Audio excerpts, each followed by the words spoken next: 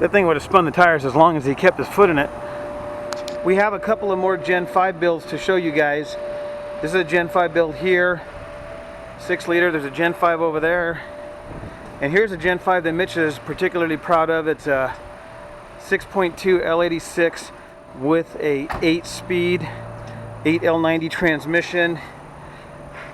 We got Mel or EVO's double throwdown on this. Tell you what, it took almost as long to put this on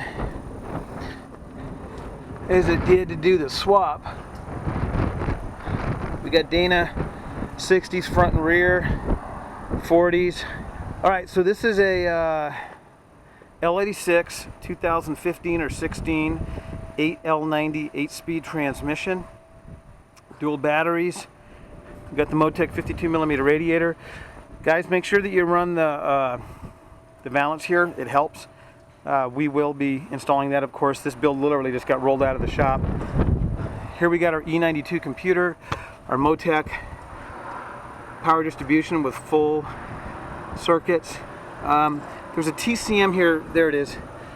There's the transmission control module for the 8 speeds. They're not inside. They're not internal like the 6 speeds. All right, bitch, let's fire it up. You notice how it cranks a little longer than a normal LS or gas engine? It's building up 2,000 pounds of fuel pressure.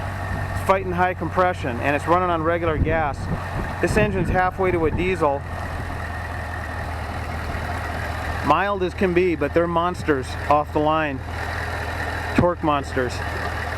It almost sounds like a diesel. You can hear the direct injectors. We got multiple fuel pressure sensors, fuel rail.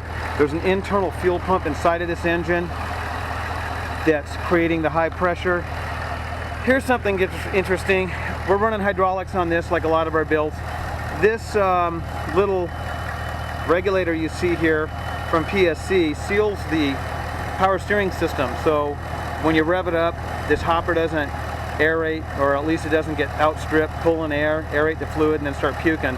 Helps a lot. I've been dealing with them for a couple of years on doing this. Dual batteries. I'm not a big Optima fan, as you guys know. These installations are extremely clean. Mitch has basically got this down to one 4 or 6 pin connector between the GM and the LS side. Our new Mocan is going to change all that. Alright, let's go for a ride. So here we are in this new L86 build. We got an Atlas 2-speed, Atlas 2. Still not completely done with the interior. This is an early JK, I think it's a 7 or 8. And we've upgraded this to a 12 bump shifter, as you can see. Of course, we're going to put the appropriate knob on. These are the new Atlas aluminum arms instead of the plastic ones.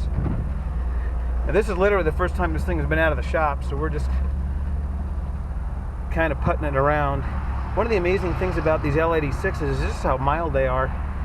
It performs up there with the 450 to 500 horse engines, but it idles like a stock V6. So you don't have the rump, you don't have the hydrocarbons making your eyes bleed.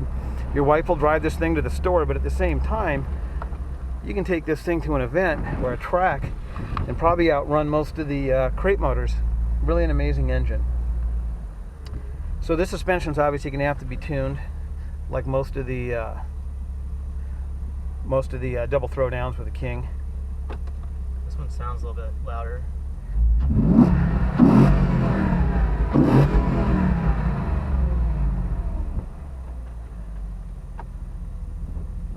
Ready?